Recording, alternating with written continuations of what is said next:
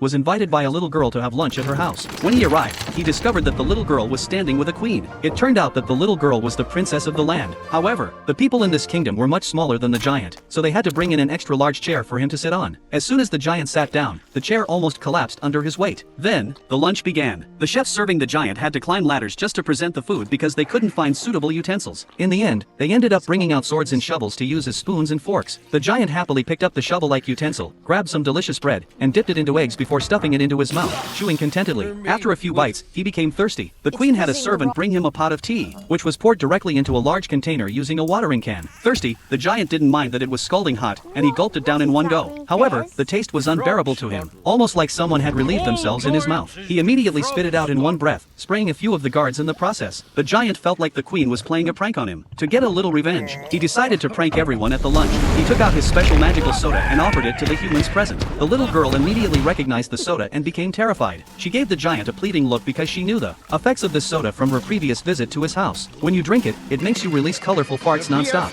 Although she knew it wasn't harmful, it was just a bit of a prank on her family, so she reluctantly agreed. The giant poured the soda into the cups of the queen and the others, inviting everyone to try it. The soda was brightly colored, and since the queen and her guests had never seen anything like it, they decided to give it a shot. At first, they didn't feel anything after drinking it. Out of politeness, the queen smiled at the giant, but soon, she started feeling uncomfortable in her stomach. First, a servant let out a colorful fart, followed by the guards, one after another. Even two little dogs were blown away by the fumes. Finally, the queen couldn't hold it in anymore and let out a fart so powerful that it lifted the entire dining table. In the end, with everyone in a room full of farts, the royal luncheon came to an awkward and hilarious end.